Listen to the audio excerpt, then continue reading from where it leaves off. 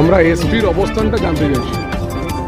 বীরভূম জেলায় এসপি সাহেব, এসডিপিও সাহেব, থানার আইসি কীর্ণাহার, আমরা ওনাদের অবস্থানটা জানতে চাইছি। কারণ এখন তো ইলেকশন চলে এসছে, আর হয়তো 4-5 দিনের মধ্যে ঘোষণা হবে যে ইলেকশনে আপনারা কি তৃণমূল কংগ্রেসের সাথে থাকবেন না সঠিকভাবে মূল্যায়ন করবেন।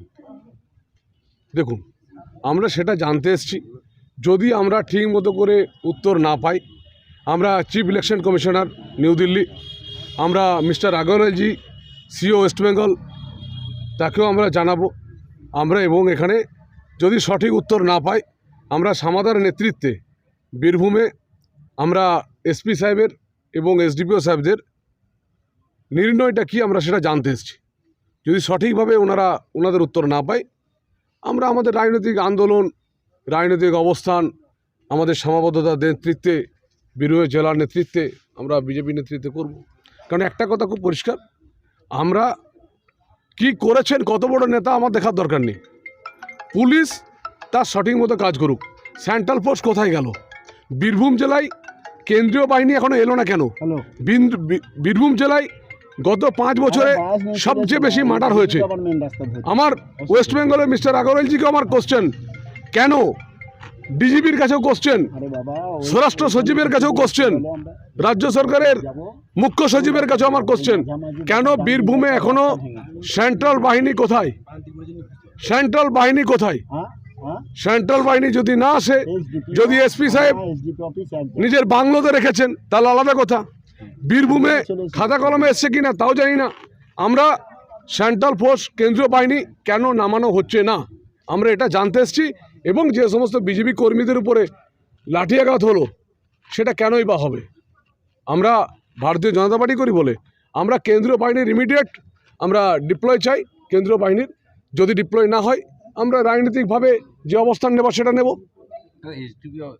এখনো পর্যন্ত নেই বর্তমানে। আমার দেখার দরকার নেই তো। একজন জেলা তো কোনো একটা অফিসার চালায় না, একটা জেলা একটা অফিসার চালায় না। সুপারিনটেন্ডেন্ট পুলিশ থাকে, ডিস্ট্রিক্ট ম্যাজিস্ট্রেট থাকে, তার নিচে অ্যাডিশনাল এসপি আছে, তার নিচে অনেকগুলো এসডিপিও থাকে। একজন এসডিপিও না থাকলে আমার তো কোনো ব্যাপার নেই। আমার বার্তা হচ্ছে, আমরা এই এসডিপিওর কাছে এই কারণেই বসেছি, কারণ আমি একজন রাজ্য নেতা, আমাদের সামাদার জেলা নেতা, আমাদের এখানে মজুমদারদা আছেন, আমাদের পরিবর্তন যাত্রার কাণ্ডারি।